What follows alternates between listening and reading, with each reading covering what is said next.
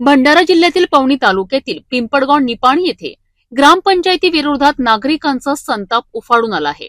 ग्रामपंचायतीच्या खातकुड्यांकरिता राखीव असलेल्या जागेवर तलाठी कार्यालयाचे बांधकाम सुरू करण्यात आल्याने मोठा वाद निर्माण झाला आहे।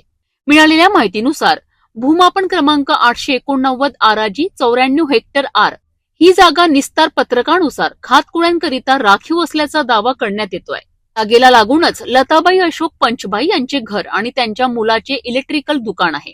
गेल्या 35 ते 40 वर्षांपासून पंचभाई कुटुंब याच ठिकाणी वास्तव्यास असून दुकानाच्या व्यवसायावरच संपूर्ण कुटुंबाचा उदरनिर्वाह चालत असल्याचे सांगितले जात आहे।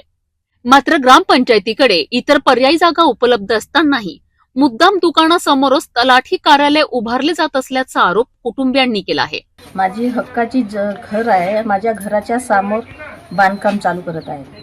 पण माझी 35 वर्षाच्या अगोदरपासून माझा घर आहे। तर घर असून सन्यारी माझ्या घराच्या समोर ह्या बांधत आहे दुकान बांधून माझ्या मुलाचा एक छोटासा दुकान आहे, त्याच्यावर आमचा परिवार चालत आहे। ते घर ह्या बांधून राहिले तर आम्ही परिपंच आपला भागवाचा कसा आणि जगाचा कसा? जर ह्या नाही हटवला नाही केला तर आम्ही 20 तारखेपर्यंत आत्महत्या केल्याशिवाय राहणार नाही।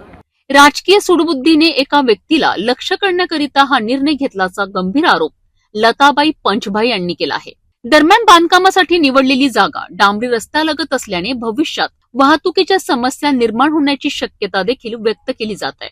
या संपूर्ण प्रकारामुळे पंचभाई कुटुंबावर उपासमारीची वेळ येऊ शकते अशी भावनिक प्रतिक्रिया कुटुंबियांनी दिली आहे। आमच्या दुकानासमोर सुरू असलेले बांधकाम तात्काळ थांबवून दुसऱ्या ठिकाणी हलवावे अशी मागणी कुटुंबियांनी प्रशासनाकडे केली आहे।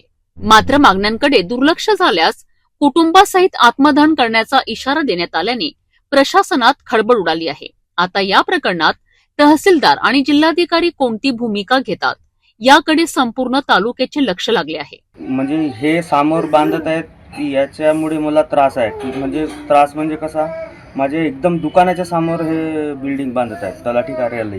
जर हे मानायलाच तयार नसतील तर मग आपण 20 तारखेला आत्मदहनचा विषय पूर्ण फॅमिली घेऊन घेऊ।